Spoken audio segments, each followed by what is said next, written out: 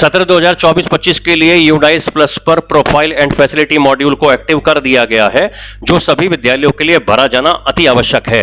साथियों, पिछले सत्र में भी हमने इस मॉड्यूल पर काम किया था, परंतु बहुत से विद्यालयों द्वारा अपनी जानकारी को सही से न भर पाने के कारण उन्हें बार बार अपने डेटा को एडिट करना पड़ा और परेशानियों का सामना करना पड़ा।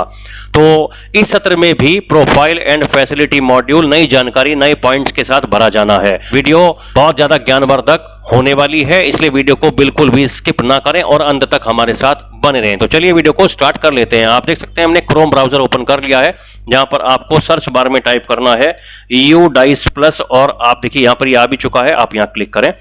क्लिक करने के बाद कुछ इस तरह का इंटरफेस खुलकर आपके सामने आएगा, जहां सेकंड ही ऑप्शन है यूडाइस प्लस प्रोफाइल। आप यहां क्लिक करें। क्लिक करने के बाद कुछ इस तरह का इंटरफेस खुलकर सामने आएगा, जहां पर लॉगिन करने के बाद आप प्रोफाइल एंड फैसिलिटी मॉड्यूल में एंटर कर जाएंगे। तो देखिए पहले आप लॉगिन कर लीजिए। लॉगिन कर लेने के बाद कुछ इस तरह का इंटरफेस खुलकर आपके सामने आता है, जहां पर 3 मॉड्यूल आपको दिखाई देंगे, student module, teacher module, profile and facility module, जिस पर हमें काम करना है। आपको बताना चाहूंगा टीचर मॉड्यूल भी इस समय एक्टिव कर दिया गया है। यदि अभी तक आपने टीचर मॉड्यूल कंप्लीट नहीं किया है तो उस वीडियो का लिंक मैंने डिस्क्रिप्शन बॉक्स में दे दिया है, वहां पर जाकर आप इस कार्य को पूरा कर सकते हैं। तो चलिए प्रोफाइल एंड फैसिलिटी मॉड्यूल पर क्लिक कर लेते हैं। क्लिक करने के बाद कुछ इस तरह का डैशबोर्ड खुलकर आपके सामने आ जाता है, जहां पर आपके विद्यालय की कुछ जानकारी भी दी रहती है और तमाम तरह के टैब यहां पर आपको मिलेंगे, जिसमें 1.1 से लेकर 2.28 तक की जानकारी को आपको यूडाइस प्लस पर अपडेट करना है। आपको बता दूं यहां पर एक टैब भी बना है प्रीवियस डाटा स्नैपशॉट। यदि आप यहां पर क्लिक करते हैं तो पिछले सत्र का पूरा यूडाइस प्लस का डाटा जो आपने भरा था वो आपके सामने आ जाएगा। आप वहां पर देखकर उसे चेक भी कर सकते हैं। केवल वहां पर किसी भी डाटा को आप एडिट नहीं कर सकते, अपडेट नहीं कर सकते। साथ ही अगर आप इस पूरे डाटा को इंग्लिश में नहीं भरना चाहते, लैंग्वेज चेंज करना चाहते हैं, तो यहां लेफ्ट साइड में देख सकते हैं, यहां पर सेलेक्ट लैंग्वेज का एक बटन है, यहां पर आप क्लिक करें और क्लिक करने के बाद अगर आप हिंदी में इसे बदलना चाहते हैं तो ये पूरा डैशबोर्ड आपका हिंदी में आ जाता है, जहां पर सारी जानकारियों को आप भर सकते हैं। किसी भी जानकारी को पूरा करने के लिए यहां पर ऊपर टैब भी बने हैं जो अलग अलग हैं। आप किसी भी टैब पर क्लिक करके उस जानकारी को भर सकते हैं। अन्यथा की स्थिति में आप देख सकते हैं नीचे 1, 2, 3, 4, 5 के लिंक भी दिए हुए हैं इन टैब से संबंधित। आप सीधे यहां पर क्लिक करके भी इन जानकारियों को अपडेट कर सकते हैं। तो चलिए पहले मैं यहां पर क्लिक कर लेता हूं। क्लिक करने के बाद कुछ इस तरह का पेज खुलकर आपके सामने आता है, जहां पर आपके विद्यालय की सारी जानकारी यहां पर भरी रहती है। इस जानकारी को आप ठीक से चेक कर लेंगे, स्क्रॉल करते हुए थोड़ा सा नीचे चेक कर लें, और अगर ये सही है और कोई भी चीज आपको चेंज नहीं करनी है तो यहां पर आप देख सकते हैं टैब बना है मार्क एज कंप्लीट। आप यहां क्लिक करें तो ये कंप्लीट हो जाएगा और नेक्स्ट पर क्लिक कर दें। यदि इसमें किसी भी प्रकार की जानकारी को आपको चेंज करना है तो आप स्वयं से चेंज नहीं कर पाएंगे। इसके लिए आपको बीआरसी या डिस्ट्रिक्ट MIS कोऑर्डिनेटर से संपर्क करना पड़ेगा, तभी आप यहां चेंज कर सकते हैं। और अगर चेंज नहीं करना है तो नेक्स्ट पर क्लिक करें। नेक्स्ट पर क्लिक करने के बाद आप देख सकते हैं 1.24 से 1.36 तक की जानकारी को यहां अपडेट करना है। मैंने आपको बताया था इस अपडेशन के लिए सीधे आप यहां सेकंड नंबर के टैब पर भी क्लिक करके यहां पर पहुंच सकते हैं। तो आपको यहां पर मूल विवरण जैसे है श्रेणी, प्रबंधन और संबंधिता, बोर्ड आदि से संबंधित जानकारी भरनी होती है। तो देख सकते हैं, थोड़ा सा मैं यहां पर आपको समझा देता हूं कि क्या यह शिफ्ट स्कूल है, तो उसी ऑप्शन को देख लेते हैं। ये कोई ऐसा स्कूल तो नहीं है जो शिफ्ट होकर आया है, अगर नहीं है तो नहीं और हां है तो हां। क्या यह रेजिडेंशियल यानी कि आवासीय स्कूल है, तो यहां पर क्लिक कर लीजिए। इन ऑप्शन में से जो आपका ऑप्शन है उसे आप चुन लेंगे। 1.29 में देख लीजिए, क्या प्राथमिक स्तर पर अधिकांश विद्यार्थियों को उनकी मातृभाषा के माध्यम से पढ़ाया जाता है? सभी स्कूलों में उनकी मातृभाषा में पढ़ाया जाता है, तो यहां पर आप हां पर क्लिक करें। और आपको मैं बता दूं यहां पर प्राथमिक स्तर लिखा है क्योंकि ये एक प्राइमरी स्कूल से संबंधित जानकारियों को अपडेट किया जा रहा है। आपका कंपोजिट होगा तो उसी तरह से यहां पर वो लैंग्वेज बदल के आएगी। थोड़ा सा नीचे की ओर चले जाएं तो आप यहां देख सकते हैं लिखा है 1.31 में, क्या स्कूल समय के बाद कोई प्रशिक्षण केंद्र चलता है? 1.32 में नजदीकी स्कूलों से इसकी दूरी कितनी है ये चेक कर लेंगे, क्योंकि ये कुछ जानकारियां इसमें ऑटो फिल होकर आएंगी। अगर वहां पर आपको चेंज नहीं करना है तो सेम रखेंगे, अदरवाइज कुछ जानकारियों को आप एडिट कर सकते हैं और कुछ जानकारियों को आपको यहां पर भरना होगा। तो आप चेक कर लें कि वो सब जानकारियां क्या यहां पर सही है। ऐसे ही 1.33 में देख सकते हैं, क्या स्कूल तक सभी मौसम में पहुंचने योग्य सड़क है, तो आप ऑप्शन चुन लेंगे। शैक्षणिक दिनों की संख्या पिछले शैक्षणिक वर्ष में यानी कि सत्र 2023-24 में कितने दिन स्कूल खुला था। आपको बता दें हमारे जनपद में 221 दिन स्कूल खुला था। ये आप बीआरसी से पता भी कर सकते हैं, नहीं तो अपनी मिड डे मील पंजिका से भी आप चेक कर सकते हैं। अलग अलग जनपदों के हिसाब से संख्या अलग अलग हो सकती है, लेकिन ज्यादा अंतर नहीं होगा। मुश्किल से 3 या 4 दिन का फर्क ये आएगा। जैसे भी स्थिति होगी आप चेक कर सकते हैं और यहां पर आप भर सकते हैं। ऐसे ही 1.35 में आप देख सकते हैं क्या स्कूल में सीसीई लागू किया जा रहा है, सतत और व्यापक मूल्यांकन। ये हर स्कूल में होता है, इसलिए आप यहां पर क्लिक करें। हां पर क्लिक करने के बाद आप बताएंगे क्या छात्रों का क्यूमुलेटिव रिकॉर्ड रखा जाता है, तो आप हां पर क्लिक कर दें। ऐसे ही हां पर क्लिक करने के बाद आप यहां देख सकते हैं क्या उनके रिकॉर्ड्स को उनके माता पिता के साथ साझा किया जाता है, यानी बच्चे की जो प्रोग्रेस है क्या उनके मां बाप के साथ साझा की जाती है। आप यहां पर क्लिक करें और थोड़ा सा नीचे की ओर चले जाएं और यहां पर आप सेव पर क्लिक करते सेव एंड नेक्स्ट पर क्लिक कर देंगे। नेक्स्ट पर क्लिक करने के बाद कुछ इस तरह का पेज खुलकर आपके सामने आएगा, जहां पर आपको 1.37 और से 1.52 तक की जानकारी दी जानी है। अब आप जानते भी होंगे बहुत से विद्यालयों में आंगनवाड़ी केंद्र होते हैं, तो ये उससे संबंधित जानकारी है, तो आप अपने हिसाब से इसे भर सकते हैं। जैसे मैं पहला ऑप्शन पढ़ देता हूं 1.37 में, क्या आंगनवाड़ी केंद्र स्कूल परिसर के अंदर स्थित है।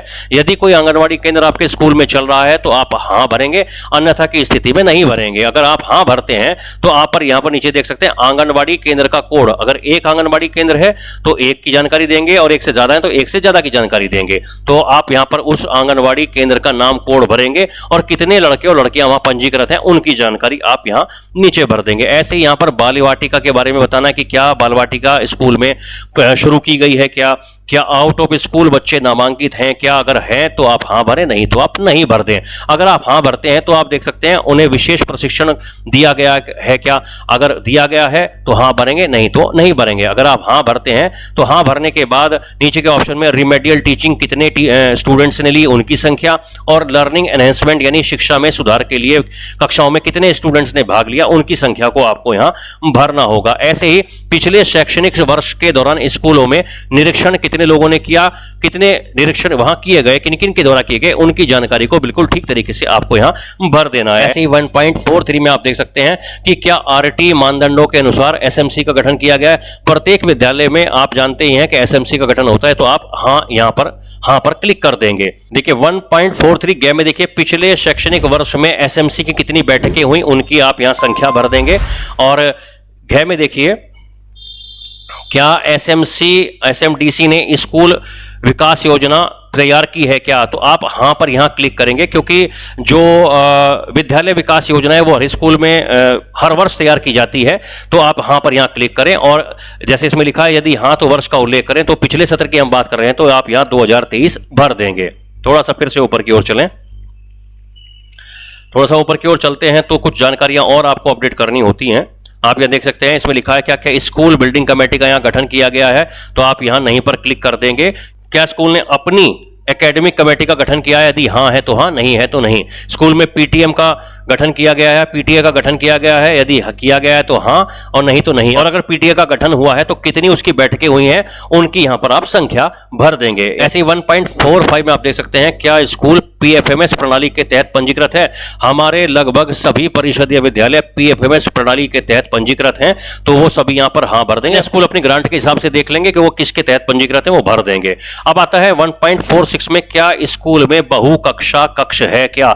बहुकक्षा कक्ष का मतलब ये होता है कि क्या एक से अधिक कक्षाओं को एक ही कमरे में बैठाकर पढ़ाया जा रहा है, उसे आप बोलते हैं बहुकक्षा कक्ष। अगर स्कूल में बहुकक्षा कक्ष है तो आप हां पर यहां क्लिक करें और क्लिक करने के बाद आप यहां पर जानकारी देंगे कि कौन कौन सी कक्षाओं को एक साथ बैठाकर एक कमरे में बैठाकर पढ़ाया जाता है। तो आप यहां कक्षाएं चुने में क्लिक करें और जो भी कक्षाओं को एक साथ बैठाकर पढ़ाया जा रहा है, जैसे 1 और 2 को मैंने लिख दिया है, तो आप यहां ठीक पर क्लिक करते हुए यहां पर आप सिलेक्ट कर लेंगे। ऐसे 3, 4, 5 और जो भी आपका कंपोजिट स्कूल है उसकी जानकारी आप यहां देते हुए चलेंगे। 1.47 में देख सकते हैं क्या स्कूल किसी स्कूल परिसर का भाग है, यानी स्कूल कॉम्प्लेक्स का भाग है, यदि हां है तो हां और नहीं है तो नहीं। ऐसे 1.48 में देख सकते हैं क्या स्कूल कॉम्प्लेक्स के लिए हब स्कूल है। स्कूल कॉम्प्लेक्स का अर्थ यहां जान लीजिए, यदि किसी भी एक ही परिसर में पूर्व प्राथमिक, उच्च प्राथमिक, माध्यमिक या उच्च माध्यमिक की कक्षाएं एक ही परिसर में चलती हैं तो उसे स्कूल हब बोला जाता है। यदि ऐसा है तो आप हाँ पर क्लिक करें, अन्यथा की स्थिति में नहीं पर क्लिक करें। यदि हाँ है तो आपको बता दें कि उस स्कूल कॉम्प्लेक्स में किस किस तरह के स्कूल चल रहे हैं, उनकी संख्या आपको भरनी है। जैसे अगर वहां पर पूर्व प्राथमिक कक्षा चल रही हैं तो कितनी है वो, 1 है 2 है, ऐसी प्राथमिक की कितनी बिल्डिंग वहां पे हैं, 1 है या 2 हैं, तो उनकी संख्या यहां भरते हुए बाकी जो नहीं चल रही है बाकी में सब आप 0 भर देंगे। 1.49 में आप देख सकते हैं क्या स्कूल ने एक भारत श्रेष्ठ भारत के तहत कोई गतिविधि शुरू की है, आप अपने हिसाब से इसे देखकर भर देंगे। ऐसे 1.50 में देख सकते हैं क्या स्कूल को फिट इंडिया स्कूल के रूप में प्रमाणित किया गया है। नेक्स्ट में क्या स्कूल सहकर्मी शिक्षक मूल्यांकन के आधार पर प्रत्येक विद्यार्थी के लिए एक समग्र रिपोर्ट कार्ड प्रदान कर रहा है, तो जो भी आपका ऑप्शन होगा आप यहां पर भर देंगे। ऐसे ही 1.52 को थोड़ा ध्यान से देख लें। 1.52 में लिखा है कि पीएम पोषण योजना के तहत परोसे गए मध्याह्न भोजन के दिनों की संख्या। मैंने आपको बताया था कि पिछले सत्र में कितने दिन स्कूल खुला वो आपको यहां भरना है। कुल दिन, जैसे हमारे जनपद में 221 दिन खुला और 2 या 3 दिन का हेरफेर हो सकता है, तो आप अपने जनपद की संख्या के हिसाब से देख लीजिएगा। नेक्स्ट में आते हैं प्रति सप्ताह दिन। प्रति सप्ताह दिन का मतलब होता है कि पिछले सत्र में हमारे पास 52 सप्ताह हुए थे, तो आपको कुल दिनों की संख्या को 52 से डिवाइड करना है और जो संख्या आती है उसे राउंड फिगर में लिख देना है, तो ये प्रति सप्ताह दिन की संख्या आ जाएगी जिसको आपको भरना है। अब आते हैं प्रति माह दिन की। आप जानते हैं कि प्रत्येक वर्ष में 12 महीने होते हैं, तो कुल दिनों की संख्या को 12 से आप भाग करेंगे और जो संख्या आएगी उसको आप यहां भर देंगे। नेक्स्ट ऑप्शन जो ख है उसको भी आप ध्यान से देखें।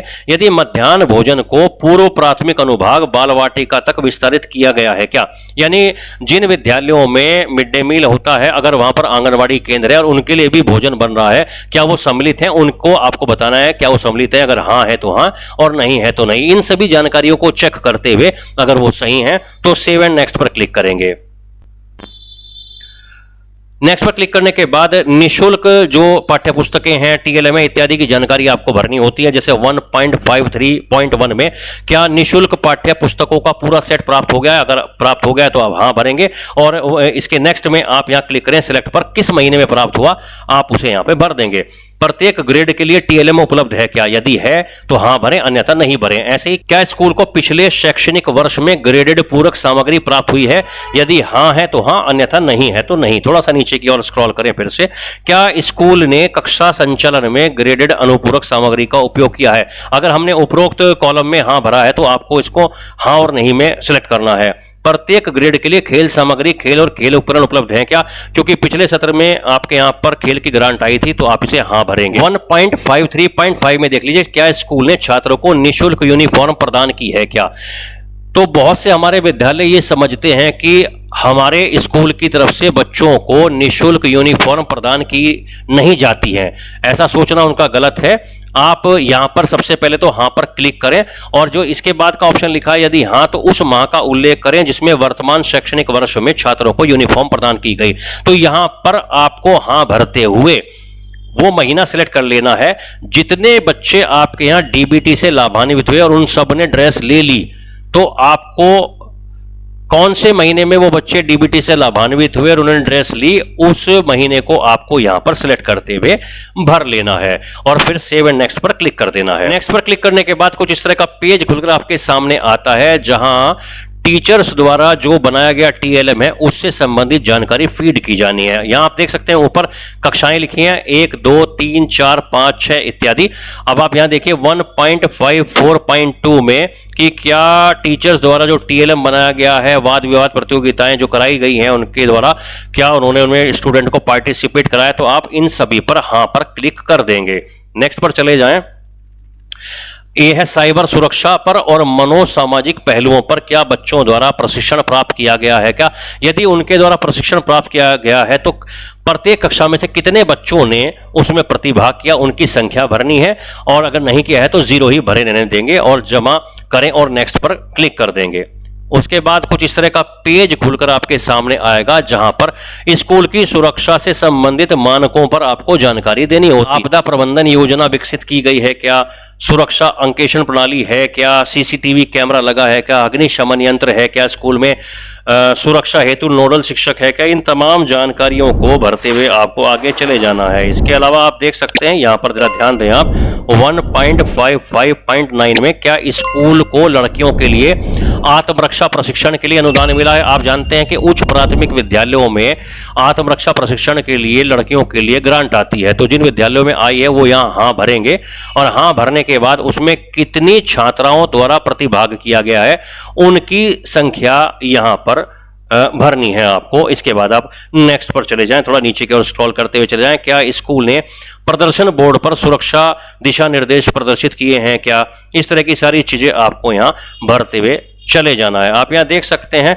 1.55.14 में क्या स्कूल ने विद्या प्रवेश मॉड्यूल अपनाया, क्या विद्या प्रवेश हमारे यहां लागू किया गया, इसलिए आप यहां पर क्लिक करें। नेक्स्ट में देख सकते हैं आप क्या विद्यार्थियों का अटेंडेंस लिया गया है। विद्यार्थियों का अटेंडेंस लेने के 3 तरीके यहां दिए गए हैं। एक तो आपका है उपस्थिति लेखा यानी रजिस्टर पर, इलेक्ट्रॉनिक या बायोमेट्रिक तरीके से, तो आप यहां उपस्थिति लेखा पर क्लिक करेंगे। ऐसे शिक्षकों के अटेंडेंस के लिए भी आप उपस्थिति लेखा पर क्लिक करेंगे। नेक्स्ट पर देख लें आप यहां पर कि क्या स्कूल में इको क्लब का गठन है, क्या यूथ क्लब का गठन है, क्या पहचान पत्र टीचरों को दिए गए हैं क्या, तो इस तरह की सभी जानकारी हाँ या नहीं में जो भी आपके ऑप्शनों में भरते हुए आप सेव एंड नेक्स्ट पर क्लिक कर देंगे। नेक्स्ट पर क्लिक करने के बाद कुछ इस तरह का पेज खुलकर आपके सामने आएगा जहां पर आपको वित्तीय व्यवस्था से संबंधित जानकारी आपको देनी होगी। जैसे 1.56.1 में स्कूल को कितनी कंपोजिट ग्रांट मिलती है, कितनी प्राप्त हुई, कितनी आपने खर्च की, वो यहां भरनी है। ऐसे ही लाइब्रेरी के लिए कोई अनुदान मिला है का, कितना आया और कितना खर्च हुआ, ऐसे ही आपको भरते चले जाना है। जैसे यहां देख सकते हैं खेल और शारीरिक शिक्षा के लिए कितना अनुदान मिला, तो ये तमाम जानकारियां, तमाम वित्तीय व्यवस्था को आपको भरते हुए आगे चले जाना है। इसके बाद 1.57 में आप देख सकते हैं स्कूल को प्राप्त वित्तीय सहायता पिछले शैक्षणिक वर्ष में किसी अन्य के द्वारा प्राप्त हुई है क्या, किसी एनजीओ ने दिया हो कि पीएसयू के द्वारा, समुदाय के द्वारा अगर दिया गया हो तो आप हाँ पर ही क्लिक करते हुए उस धनराशि को यहां पर आप दिखा देंगे और किस समूह ने या समुदाय ने दिया है उसका नाम आप यहां फीड कर देंगे। अब 1.58 में देख सकते हैं कि क्या हमारे पास आईसीटी के लिए इन्वेंट्री रजिस्टर है क्या, तो हमारे स्कूलों में नहीं है तो नहीं कर देंगे। ऐसे खेल और लाइब्रेरी की पुस्तकों के लिए रजिस्टर बिल्कुल है हमारे पास, तो आप इन दोनों में हाँ पर क्लिक कर देंगे। नेक्स्ट में आप देख सकते हैं 1.59 में कि स्कूल की कुल वार्षिक आय कितनी थी, रख रखाव पर कितनी हुई, शिक्षकों की कितनी, निर्माण पर कितनी, ये सब आप यहां पर फीड कर देंगे और सेव करते हुए नेक्स्ट पर क्लिक कर देंगे। नेक्स्ट पर क्लिक करने के बाद कुछ इस तरह का पेज खुलकर सामने आएगा जहां पर हमें फिजिकल इंफ्रास्ट्रक्चर जो है स्कूल की भौतिक सुविधाओं से संबंधित जानकारी देनी होगी कि भवन की स्थिति कैसी है, हमारे कक्षों की स्थिति कैसी है, पक्के हैं, थोड़े से जो है आंशिक मरम्मत के लिए हैं, ज्यादा मरम्मत के लिए हैं, उन सब की जानकारी आपको यहां भरनी होगी। 4 दीवारी कैसी है, पक्की है क्या, आंशिक रूप से पक्की है क्या, ऐसे ही कक्षाओं की स्थिति के बारे में भी आपको बताना होगा। ये सभी चीजें आप भरते हुए चले जाएंगे। कुछ जानकारियां आपको पहले से भरी हुई मिलेंगी क्योंकि पिछले सत्र में आपने भर दी थी। अगर उनमें कोई चेंज नहीं करना है तो भरी रहने देंगे और चेंज करना है तो आप उसे एडिट करके अपडेट भी कर सकते हैं। साथियों, अगर वीडियो अच्छी लग रही हो और जानकारी अच्छी लग रही हो तो जल्दी से हमारे चैनल को सब्सक्राइब करके बेल आइकन को प्रेस कर दें ताकि इस तरह की ज्ञानवर्धक वीडियो के नोटिफिकेशन सबसे पहले आपको मिल सके। आप 2.5 में देख लेते हैं कि स्कूल में बिजली कनेक्शन है क्या। अगर स्कूल में बिजली कनेक्शन है तो हाँ पर क्लिक करें, अदरवाइज नहीं पर क्लिक करें। अगर हाँ है तो कितने कक्षाओं में पंखा लगा है उनकी संख्या भर सकते हैं, और एसी कितनी कक्षाओं में लगा है उनकी संख्या भरें, या हीटर कितनी कक्षाओं में लग सकता है उनकी संख्या आप भरें। क्या स्कूल में सोलर पैनल उपलब्ध है क्या, अगर है तो है हाँ और नहीं है तो नहीं। इसके अलावा देखिए यहां पर लिखा है कक्षाओं के अलावा अन्य कमरों का विवरण शौचालयों को छोड़कर। बहुत से हमारे ऐसे विद्यालय ऐसे होते हैं जहां पर कक्षों के अलावा एक कक्ष प्रधानाध्यापक के लिए होता है, तो आप जितने कक्ष हमारे पास अतिरिक्त हैं जो हमारी कक्षों के अलावा है, भले वो प्रधानाध्यापक कक्ष हो या कोई ऐसा कक्ष हो जिसे हम यूज भी नहीं करते, तो उसकी संख्या को आपको यहां पर भरना होता है। उसकी जानकारी के बाद नीचे लक्ष्य चले जाएं। आप यहां देख सकते हैं ख के पॉइंट 1 में स्कूल के प्रधानाध्यापक के लिए अलग कक्ष है क्या, पुस्तकालय के लिए बताइए, लड़कियों के लिए कॉमन रूम, शिक्षकों के लिए स्टाफ कक्ष है क्या, तो ये सब आप भरते हुए जानकारी को भरते हुए चले जाएं। ये पहले से आपको भरी हुई भी मिलेंगी, अगर इनमें कोई चेंज करना है तो आप चेंज कर दें, अन्यथा की स्थिति में सेव एंड नेक्स्ट पर क्लिक करें। क्लिक करने के बाद आएगी आपके पास शौचालय की सुविधाओं से संबंधित जानकारी की, कितने शौचालय, कितने मूत्रालय हैं, लड़कों के लिए कितने हैं, लड़कियों के लिए कितने हैं, रनिंग में है क्या, क्या वहां पर पानी की सुविधा है क्या, हाथ धोने की सुविधा है क्या, मिड डे मील के लिए खाने से पहले और खाने के बाद बच्चों के लिए हाथ धोने की सुविधाओं की क्या स्थिति है, ये सब यहाँ पर आपको भरना होता है। ऐसे ही आपके हैंड वॉशिंग पॉइंट 2.8 में देख सकते हैं, लिखा भी है भोजन से पहले बाद में हाथ धोने के लिए साबुन की क्या व्यवस्था है और हैंड वॉशिंग पॉइंट्स की कितनी संख्या है। मैंने पहले से बताया था, कुछ चीजें पहले से आपको भरी हुई मिलेंगी, अगर वो ठीक है तो आप उन्हीं को भरे रहने दें, अन्यथा की स्थिति में आप उसे एडिट भी कर लें। ऐसे ही पूछा गया है क्या स्कूल में आरओ लगा है, क्या पेयजल की गुणवत्ता की जांच की जाती है, क्या रेन वाटर हार्वेस्टिंग सिस्टम है, क्या पुस्तकालय है, क्या अगर है तो हाँ करें, और कितनी पुस्तकें वहां पर है इनको आप बताएं। लर्निंग कॉर्नर है क्या, बुक बैंक है क्या, क्या स्कूल में पूर्णकालिक पुस्तकालय अध्यक्ष है क्या, यानी कि किसी की आपके यहाँ अपॉइंटमेंट है क्या लाइब्रेरियन के रूप में। स्कूल में समाचार पत्र पत्रिकाओं की सदस्यता ली है क्या। बच्चों द्वारा कितनी बार लाइब्रेरी की पुस्तकें लेकर पढ़ा जाता है, उनकी संख्या आपको यहाँ पर लिखनी है। थोड़ा सा नीचे की ओर और चले जाएं। स्कूल में क्या विस्तार के लिए भूमि उपलब्ध है क्या, आवश्यक अतिरिक्त कक्षाओं और अन्य कमरों की संख्या भी आपको भरनी है। स्कूल में खेल मैदान की क्या सुविधा है, क्या पिछले सत्र में 2.14 में देख सकते हैं, क्या पिछले शैक्षणिक सत्र में बच्चों के स्वास्थ्य की जांच की गई थी, अगर की गई थी तो हाँ भरें और नहीं तो नहीं भरें। अगर हाँ भरते हैं तो कितनी बार की गई थी ये आपको जांच की संख्या कुल भरनी है, और उनके ऊंचाई वजन वगैरह के बारे में भी आपको भरना है। इसके अलावा आपको जो एल्बेंडाजोल दी जाती हैं और आयरन और फोलिक एसिड की जो गोलियां दी जाती हैं उनका विवरण आपको यहाँ भरना होता है। इसके अलावा आपको यहाँ देखिए भरना होता है क्या स्कूल में वार्षिक स्वास्थ्य रिकॉर्ड रखा जाता है क्या, थर्मल स्कैनर है क्या, प्राथमिक उपचार की सुविधा भी है क्या, जीवन रक्षक दवाएं भी उपलब्ध है क्या, विकलांग बच्चों के लिए रैंप है क्या। तो ये सभी जानकारियां आपको पहले से भी भरी मिलेंगी, और कुछ एडिट करनी है तो आप एडिट कर सकते हैं। ऐसे ही आपको किचन गार्डन के बारे में पूछा गया है, किचन शेड के बारे में आपसे पूछा गया है, ठीक है। तो ये सभी आपको भरते हुए चले जाना है, और जानकारी चेक करने के बाद सेव एंड नेक्स्ट पर क्लिक करें। क्लिक करने के बाद स्कूलों में भौतिक सुविधाएं और उपकरण से संबंधित जानकारी पूछी गई है। देखिए दो जानकारी है 2.20 और 2.22, ये केवल माध्यमिक और उच्चतर माध्यमिक के लिए हैं, तो आप इन्हें छोड़ दें और नीचे चले जाएं। नीचे जाने के बाद देखिए क्या स्कूल बोर्डिंग है क्या, तो अगर आपका स्कूल बोर्डिंग है, छात्रावास हॉस्टल वगैरह है, तो आप यहां पर उनकी जानकारियों को भरें। नेक्स्ट पे 2.23 में देख सकते हैं स्कूल में क्या क्या उपकरण उपलब्ध हैं, ऑडियो विजुअल है क्या, इनके बारे में आपको भरना है। आपको बता दें पिछले सत्र में विद्यालयों के लिए स्पीकर का पैसा आया था, तो बहुत से विद्यालयों में स्पीकर होंगे, तो ऑडियो प्रणाली वहां उपलब्ध है, तो आप हाँ पर यहाँ क्लिक कर सकते हैं, अन्यथा की स्थिति में आप नहीं पर क्लिक कर सकते हैं। ऐसे बायोमेट्रिक के बारे में आप जानकारी देंगे और चेक करते हुए सेव एंड नेक्स्ट पर क्लिक करेंगे। क्लिक करने के बाद कंप्यूटर और डिजिटल पहल से संबंधित उपकरणों की जानकारी आपको देनी होगी कि laptop, tablet, projector, printer, scanner, web camera, smart TV, इन सब की जानकारी क्या स्कूलों में सब चीजें हैं क्या।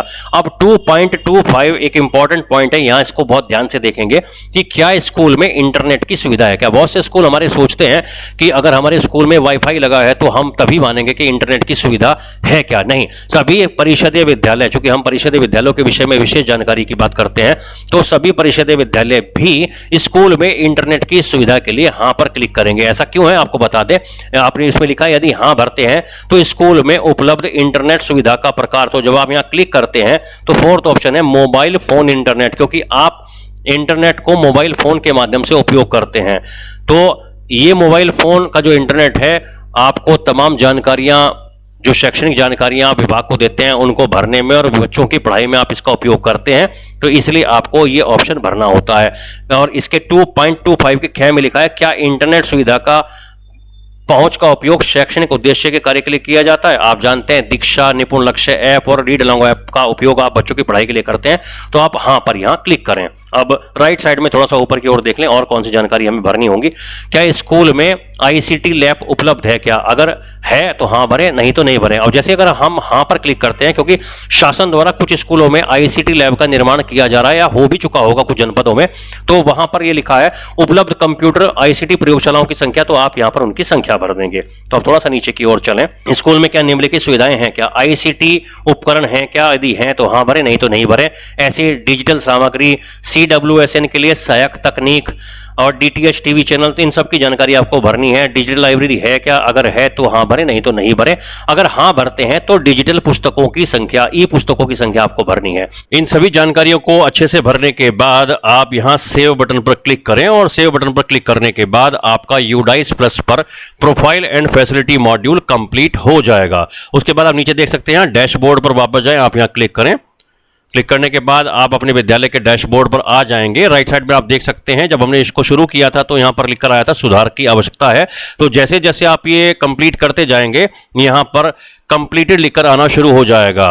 आई होप वीडियो आपको हेल्पफुल लगी होगी और तमाम जानकारियां आपकी समझ में आ गई होंगी। वीडियो अच्छी लगे तो लाइक और कमेंट करना बिल्कुल भी मत भूलिएगा और अपने साथी मित्रों की सहायता के लिए वीडियो को अधिक से अधिक शेयर करिएगा। और हां, यदि आप हमारे चैनल टीचर लर्निंग प्लेटफॉर्म पर पहली बार विजिट कर रहे हैं तो जल्दी से चैनल को सब्सक्राइब करके बेल आइकन को प्रेस कर दीजिए, ताकि इस तरह की ज्ञानवर्धक वीडियो के नोटिफिकेशन सबसे पहले आपको मिल सकें। और किसी भी समस्या के लिए आप मुझे कमेंट बॉक्स में कमेंट भी कर सकते हैं। थैंक यू वेरी मच, बहुत बहुत धन्यवाद। जय हिंद।